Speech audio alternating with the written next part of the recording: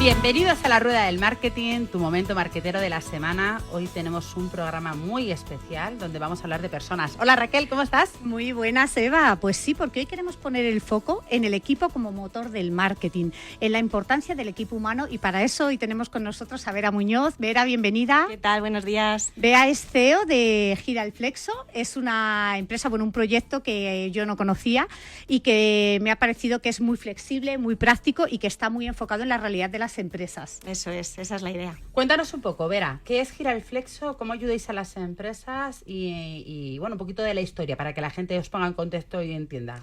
Bueno, pues Gira el Flexo es la oportunidad para las empresas de tener un departamento de recursos humanos de forma totalmente externalizada. Esto supone todo lo que supone no tener que internalizar algo dentro del equipo. ¿Qué hacemos con esto y cuáles son las ventajas? Que ponemos el foco, como tú decías antes, específicamente en aquello que realmente necesita ese grupo de personas.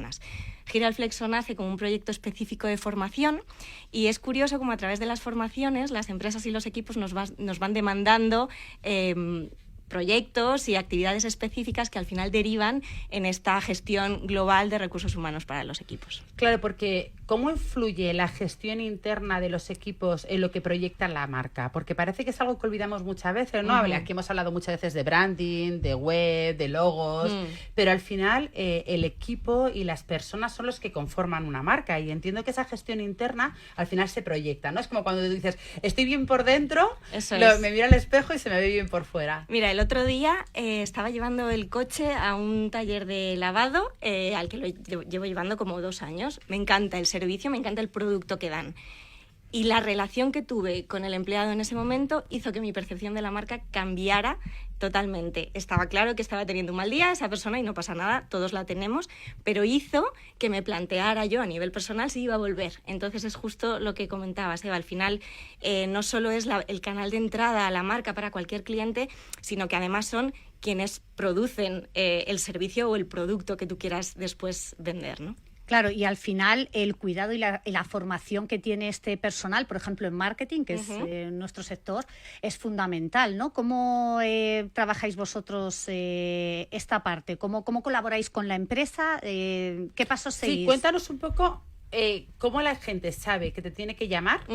O sea, ¿qué dolor tienen las empresas que digan, eso me pasa a mí, tengo que llamar a Gira el Flexo? O sea, ¿cuándo surge eso? Pues mira, te podría hablar de la parte más técnica o de la parte más realista, que es la que al final funciona y la que hace que descuelguen el teléfono para llamarnos. La realista es esa frase o ese momento en el que dices, lo más difícil de mi día a día es el trato con el equipo, es gestionar a las personas. Me paso el 90% de mi tiempo intentando solucionar conflictos. En muchos casos se identifican o con papás o con jueces, cuando en realidad lo que son es CEOs de sus empresas, ¿no?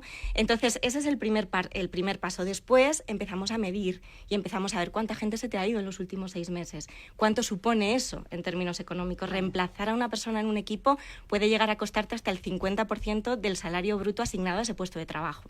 Cuando empiezan a ver eso, ya empezamos, digamos, a profundizar y a bajar al barro para ver dónde realmente podemos aportarles valor. Claro. Y bueno, y además, en vuestro caso, al ser una empresa externa, no hay un coste fijo, ¿no?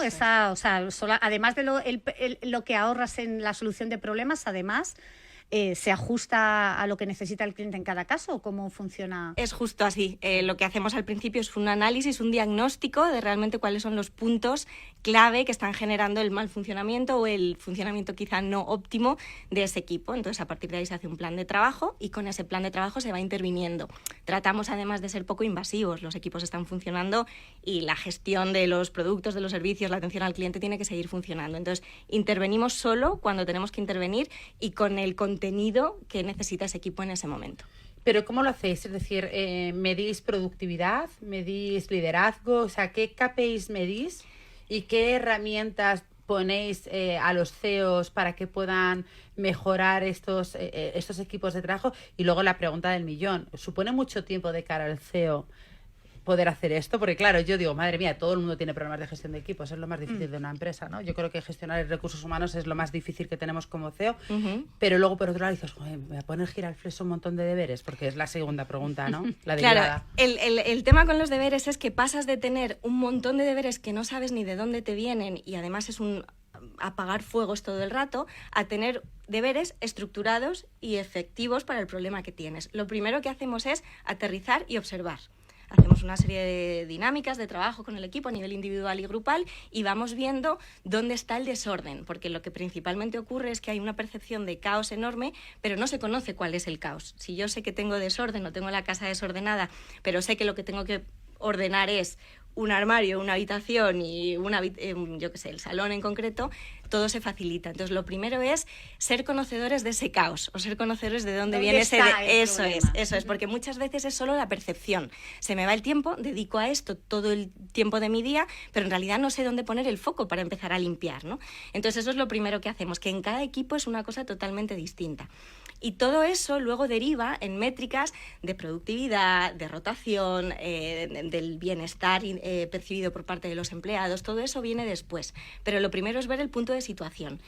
Y lo que es muy importante de lo que hacemos es que no solo analizamos, digamos, el liderazgo, la productividad, sino que nos metemos en los procesos. No es lo mismo pensar que tengo un empleado trabajando, haciendo atención al cliente, que saber que lo que tengo es a una persona recibiendo gritos y malas palabras 8 horas de su día todos los días. No, y que luego muchas veces yo creo que las pymes, que es el 95% de la gente que nos escucha y nosotras mismas, hay una percepción en nuestros equipos de caos continuo, ¿no? Generalizado. Tú como CEO trabajas en mi caso, hablo de mí misma, por 1000 canales con tu equipo, WhatsApp, Asana, mail, no sé qué.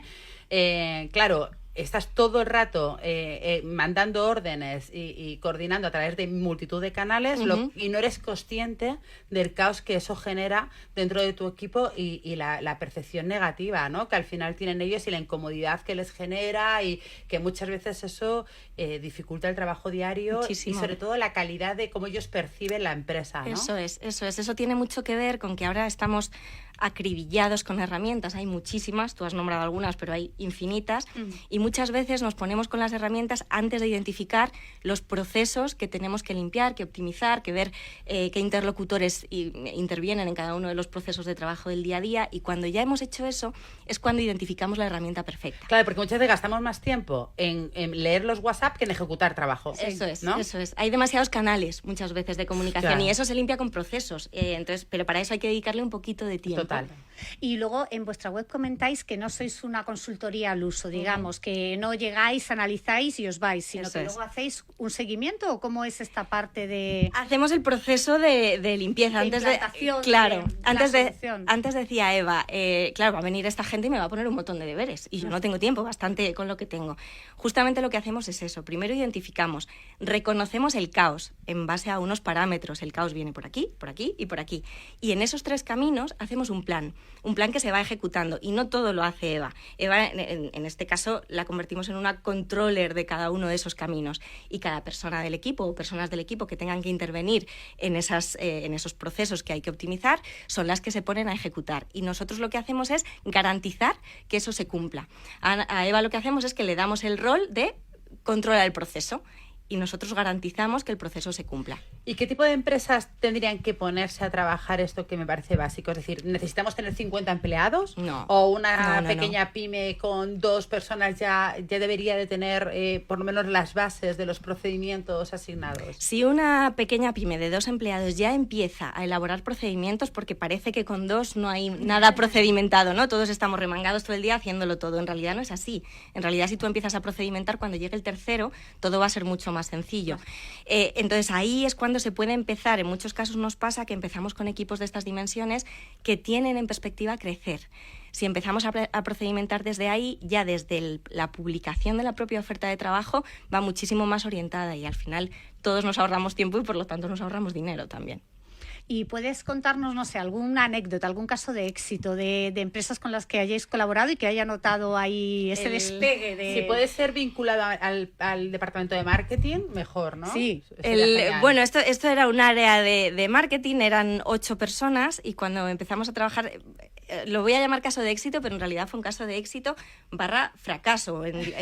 Quizá el orden fue inverso, ¿no? Porque es verdad que fue un proceso, para que os hagáis una idea, empezamos, como os he contado, llegamos, diagnosticamos, hacemos un plan, empezamos a trabajar. ¿Y qué pasa? Que para generar un cambio real y que los equipos cambien de inercia, porque al final nos metemos en la rueda del hámster, tiene que llegar siempre un momento de catarsis.